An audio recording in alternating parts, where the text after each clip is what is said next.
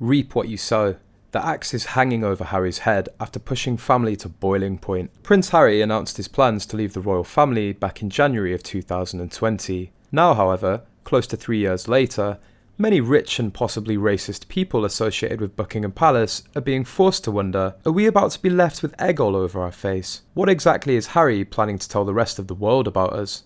These uncomfortable questions are floating around because Random House confirmed on Thursday that it's publishing a memoir by Prince Harry. What a painful day for the royal family. Earlier this week, publisher Penguin Random House revealed the title, cover art, and release date for Prince Harry's highly anticipated memoir. That's presumably going to be written in crayon and contain the kind of childish doodles that any parent would rather incinerate than stick on the fridge door. Clearly, Harry wasn't interested in being silenced, and insiders say the royals are deeply worried about what sort of impact his book might have on their reputation. It's entitled Spare, which actually is exactly what Prince Harry is, an entitled spare part. We all know the price that the artist formerly known as Prince Harry had for selling out his family, damaging the monarchy, and helping to farm this ridiculous notion that Britain is a racist country. £20 million.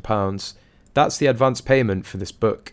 It doesn't matter what he's paid after that, because the truth is that once he signed in advance, he'd signed his family away.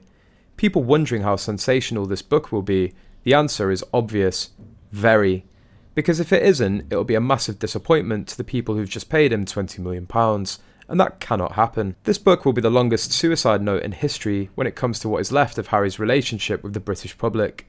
Now, one royal expert is speaking out against Harry's literary debut and accusing the Duke of Sussex of kicking his family while they're down. The consequences of this will be far-reaching and may be highly destructive, author and journalist Richard Fitzwilliams told. There will undoubtedly be interviews, serialisation, and endless speculation about this memoir, adding that he thinks that Harry should have waited many years before telling his side of the story. On Thursday, a source published exclusive photographs showing that Netflix had been filming outside the Alma tunnel in Paris, where Diana died in a car crash, recreating her tragic final moments in every ghoulish detail. The horribly shocking death of one of the world's most iconic women is being treated as entertainment fodder for the masses, no matter how upsetting it must be for the royals. Forget the rubbish about the book's raw truth, unflinching honesty, insight, revelation, self-examination, and hard-won wisdom about the eternal power of love over grief. This is about hard cash. And what about his brother William's agony, his raw truth?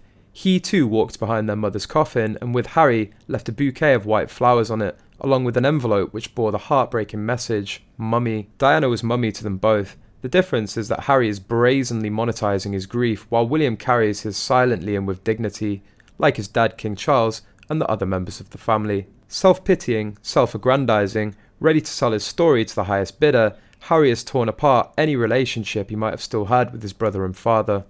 Instead of embracing his new family and life in California, he's still raking over the past, the eternal victim. In the cold light of day, is there really much difference between Netflix's ruthless exploitation of Diana's death for profit and Prince Harry's?